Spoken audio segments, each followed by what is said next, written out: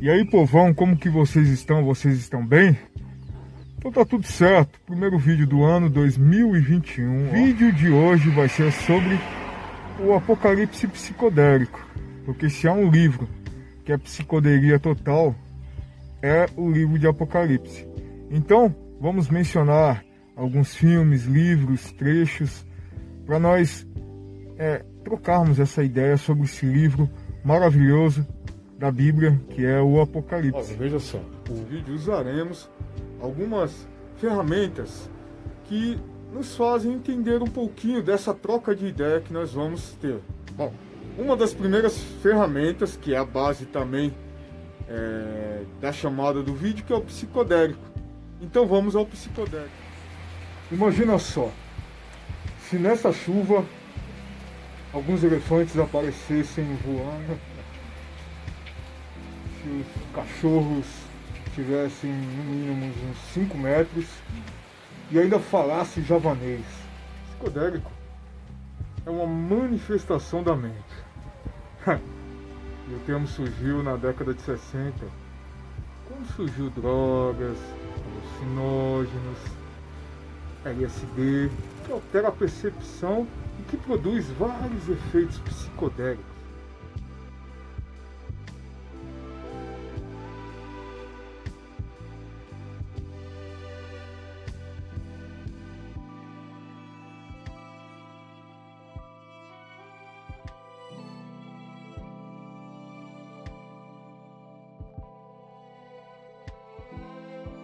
É um termo de origem grega. Psicodélico é um estado psíquico de quem está sob a ação de um efeito alucinógeno.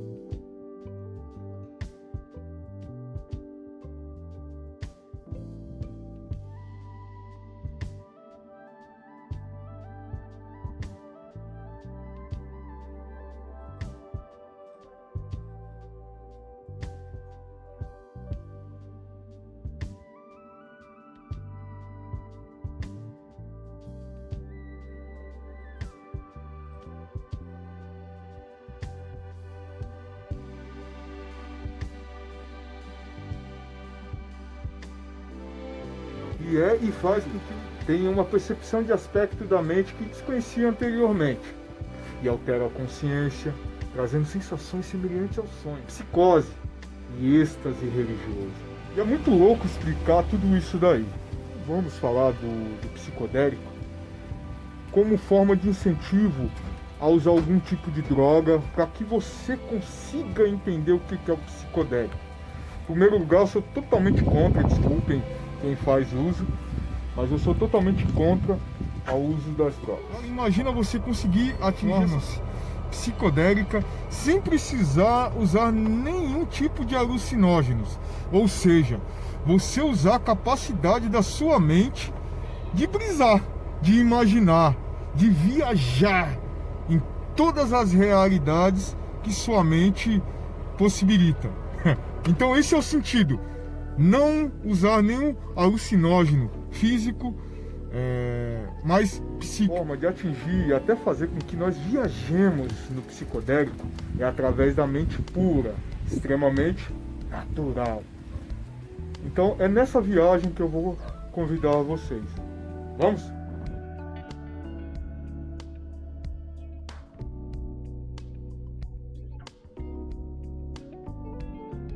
E eu lembro as primeiras figuras assim que me fez viajar nesse termo. Já era quando a primeira percepção já foi quando eu era moleque, através de desenhos. Você pega os desenhos da Disney e são extremamente estranhos, loucos. A figura uma vez de um trânsito que não funcionava e nos olhos daquele desenho começava a aparecer relógio e até mesmo covas.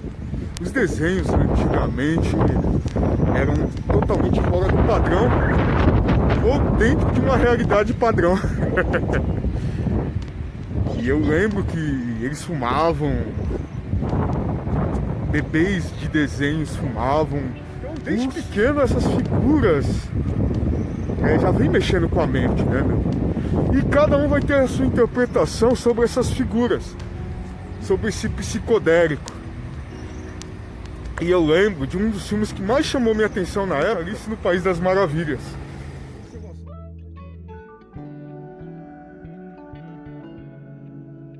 O livro, a história, o filme de Alice conta a história de uma menina curiosa que segue um coelho de colete e relógio, mergulhando sem pensar na sua toca.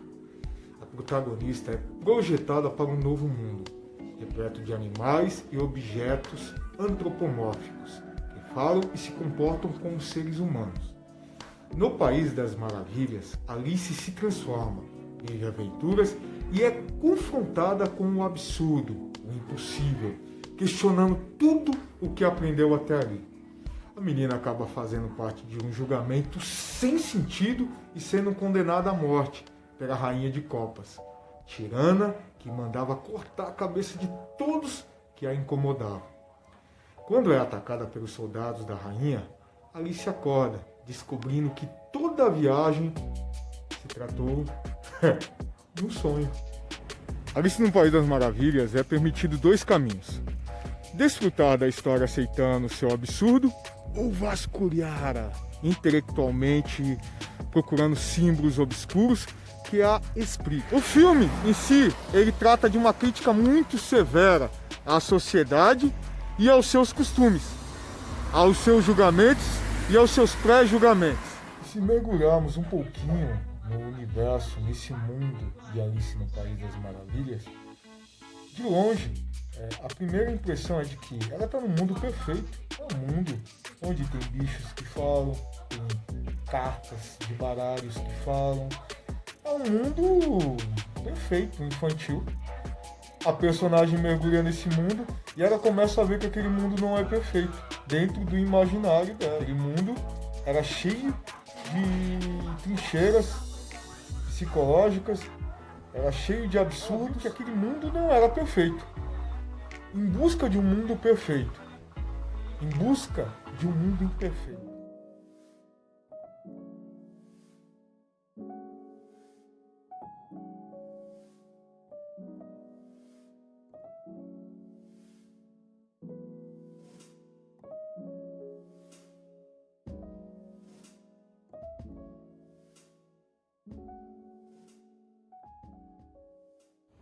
E em busca desse mundo perfeito,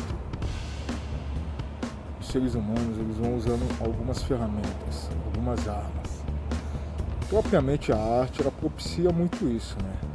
Porque a arte ela mexe com a ilusão, a fantasia, a ficção. E dentro dessa ficção tem um outro filme que mexe com uma realidade, com várias realidades. Diferente de Alice, que mexia com as antropomórficas, esse filme ele mexe com as realidades virtuais. Matrix. Em um futuro próximo, o personagem Neo, ele é um jovem programador de computador que mora no Piccolo, e ainda escuro, hein? E ele é sempre atormentado por pesadelos, nos quais ele encontra-se conectado por cabos e contra a sua vontade, em um imenso sistema de computadores do futuro. E o engraçado que em todas as ocasiões, ele acorda gritando, no exato momento em que os eletrodos estão para penetrar no seu cérebro. Bom, e à medida que o sonho se repete, Neo começa a ter dúvidas sobre a realidade. O personagem Neo, ele começa a ter dúvidas exatas sobre a sua realidade. Irmão, é uma viagem. Porque imagina só, você começa a ter dúvidas sobre isso daqui, mano. Será que isso daqui é real, mano? Será que esses matos, esses verdes, o trem que acabou de passar é real? Se colocando no lugar de Neo, você começa a não entender mais. Universos paralelos começam a fazer sentido, todas essas teorias. A dobra de tempo, espaço-tempo, será que eu consigo voltar aí? Cara, onde eu tô, meu? O tempo é o tempo, a realidade é a realidade. No filme, o personagem fictício, Neo, ele começa a ter dúvidas sobre tudo. Sobre toda a realidade que ele vive. E dando sequência a toda essa dúvida sobre o que é a realidade, ele começa a ter muitas dúvidas sobre tudo. Então, por meio de encontro com outro personagem, que é o misterioso Morfeu, e da personagem também, não menos principal, a Trinity, ele descobre que ele é, assim como outras pessoas, vítima da Matrix, que é um sistema inteligente, artificial, que manipula a mente das pessoas, criando aquela ilusão de um mundo real, enquanto usa os seus cérebros seguidos para produzir energia. Morfeu, entretanto, ele está convencido de que Neo é o aguardado Messias, capaz de enfrentar a Matrix e conduzir as realidades e a liberdade.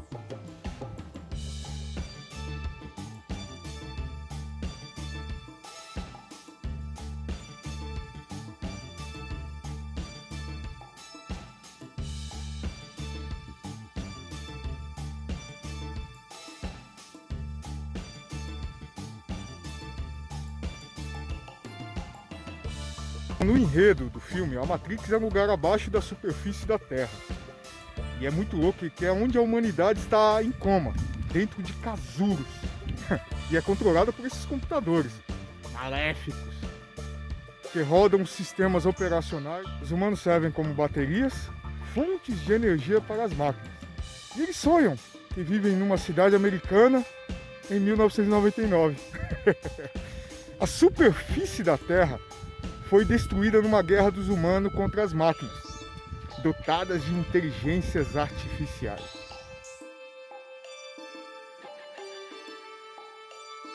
Assim, o futuro é artificial, sendo que o natural é só no passado. Os humanos, mais conscientes como Morfeu, Trinity e Neo, conclui que a Matrix é um mundo pós-humano, fruto de uma armadilha que a própria humanidade provocou. É muito louco. Bom, para sair dessa enrascada, Neo terá que escolher entre duas pílulas nas mãos de Morfeu, a azul e a vermelha. Ele terá que se confrontar nas aventuras em busca de um agente Smith e sua réplica. Num dado momento, Smith diz a Morfeu: bilhões de pessoas que simplesmente levam a vida inconsciente. Mano, é muito louco que a Matrix é a armadilha em que o mundo se transformou. Você vê só que interessantíssimo. Nós conversamos sobre a Alice no País das Maravilhas. No filme, ela acorda, ela desperta daquele sonho mágico que ela teve. Semelhança com a Matrix, que Neo, ele sonha e acorda. É uma comparação muito louca entre essas duas ficções, entre esses dois mundos fictícios. Já na Matrix, eles esperam um Messias. O próprio Morfeu, ele espera esse Messias. E o Messias na Matrix é Neo. No mundo caótico, a humanidade está escravizada. É muito louco essa comparação do nosso mundo de hoje. O mundo está caótico, há várias teorias, e a única coisa que traz a perseverança é a função da vinda do Messias. É uma comparação de mundos fictícios com a nossa realidade. E é a partir daí que nós vamos conversar sobre Apocalipse. A partir de todos esses factoides e toda essa ficção artística, cultural, criada pelos seres humanos, para entender qual é a realidade, que nós vamos entrar na revelação de Apocalipse. É isso aí.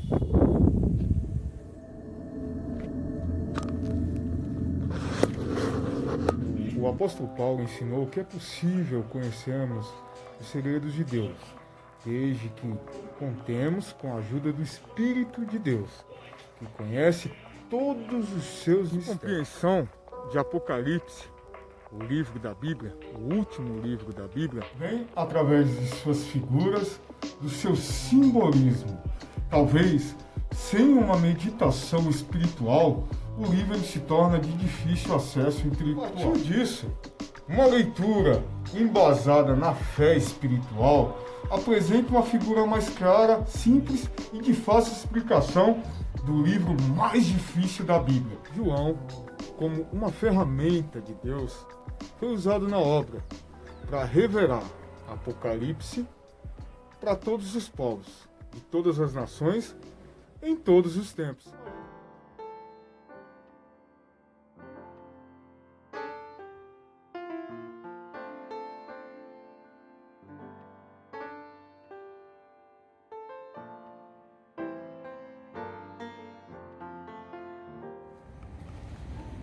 Esse é um dos pontos dos quais João já começa a interpretação, usando simbolismos, alegorias e descrevendo o livro até usando metáforas. Quando João viu a imagem do Filho do Homem, ele caiu quase como morto. Se colocando no lugar de João, imagina o cenário. Está um Cristo que ressurgiu e venceu a morte. Ele quebrou todas as barreiras. Fisicamente, ele sofreu todas as dores. Ele foi amassado, triturado, para que nós tivéssemos essa liberdade eterna, a paz eterna. E Cristo começa a fazer a revelação a João. Ele mandou 7 anjos com 7 cartas às 7 igrejas. As 7 igrejas, dentro dessas cartas, haviam elogios, críticas, direcionamentos e, dentro da misericórdia, a oportunidade de que cada um revesse os seus conceitos, que Jesus reconheceu todas elas como igrejas, mesmo com seus erros. Jesus não mandou ninguém sair de uma igreja para outra. Jesus não disse que uma igreja era melhor que a outra. Jesus tratou diretamente com os seus pastores, orientando-os. Todas as igrejas tiveram a oportunidade de arrependimento. Somente Jesus pode. Eu creio que a grande necessidade dos nossos dias é que o cabeça, Jesus Cristo, seja restabelecido em seu legítimo lugar e corpo. Por um tempo longo demais, protestantes, católicos e outros têm substituído a verdadeira liderança do Santo Espírito por fórmulas e formas, ritos e cerimônias. Temos colocado simples homens no lugar de Deus, supondo que isso possa produzir os resultados que Ele busca e que nós necessitamos tão desesperadamente. Com isso, como precisamos nos arrepender? Depois dessas coisas, João é convidado a subir aos céus. E na porta dos céus, João ouviu uma voz como que se fosse um trovão, como se fosse uma trombeta. Convidava João para subir até os céus para ver tudo o que iria acontecer. João, há 2000 anos atrás, vê num avião. Ele vai descrever como uma forma que ele poderia conceber aquilo. Esses carros, ele vendo toda essa vida que não pertencia à época dele, e ele tendo que descrever tudo aquilo. Aí que vem descrições um pouquinho fora do imaginário na época. Ele teve uma capacidade gigante dada por Deus para descrever tudo aquilo que ele via. O mundo já estava desolado, cheio de guerras, cheio de fomes. Não nos entendíamos mais. E os mortais nos sentenciavam. A morte batia a porta a todo momento.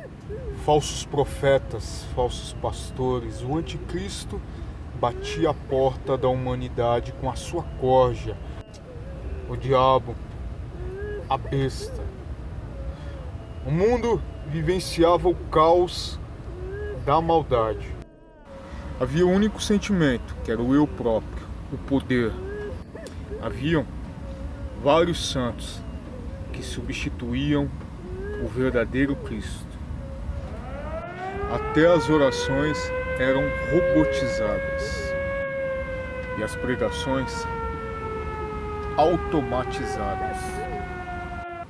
Mas ainda havia o povo de Deus, e o Cordeiro de Deus veio nos buscar. E naquele tempo João viu um anjo descer do céu. E João escreve que na mão desse anjo havia uma chave, que era a chave do abismo, e uma grande corrente. E viu um grande trono branco, e aquele que estava sentado. Então foi aberto o livro da vida. Os mortos foram julgados segundo as suas obras. A morte e o inferno entregaram os mortos que haviam com ele. A morte e o inferno foram jogados no lago do fogo do inferno.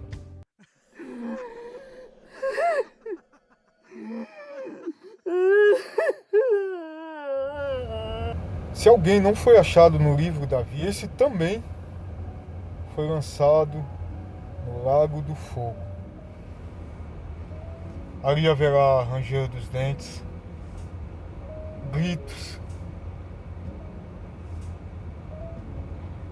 Não dá nem para imaginar o que é o sofrimento eterno. De que Satanás foi solto, será solto.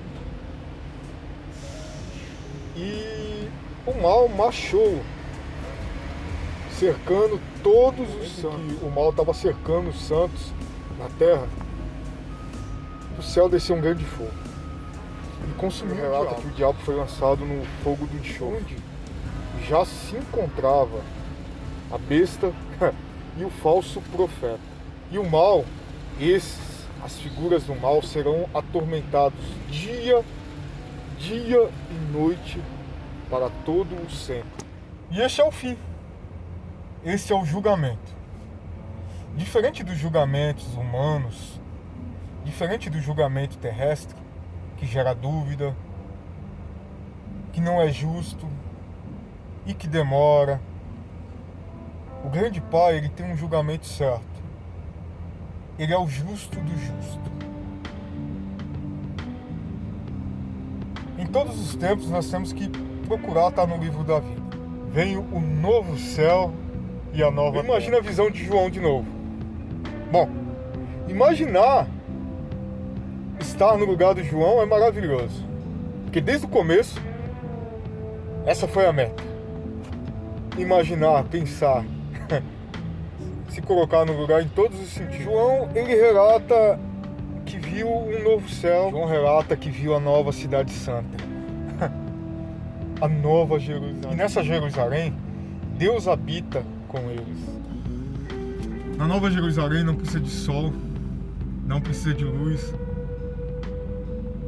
Porque a própria glória e o Cordeiro, ele é a própria... A menção de face a face. Você adorar a Deus face a face. Você adorar a Cristo face a face. Essa é a certeza do cumprimento. O anjo disse a João: são as palavras fiéis e verdadeiras. Eis que venho sem demora. Bem-aventurado aqueles que guardam a palavra da profecia deste livro. A ideia desse vídeo foi e é mostrar nossa capacidade de imaginar, de mergulhar na ficção e a partir daí, no estágio psicodélico, trazer para nossa realidade, mas O fim dos personagens não é o fim da nossa realidade. Exatamente porque o Apocalipse, que é a revelação, nos mostra um novo céu, uma nova terra. Diferente da ficção, eles esperavam um mundo dos sonhos, um Messias fictício. O nosso é real, o nosso ele se entregou, o nosso ele venceu a morte para nos dar a nova Jerusalém. E a partir do livro e do nosso nome escrito no livro, herdaremos a melhor porção que já existiu em todos os tempos, que é a paz eterna, junto do Pai, do Filho e do Espírito Santo. Amém. Curtam o nosso canal e fiquem com Deus. Até mais.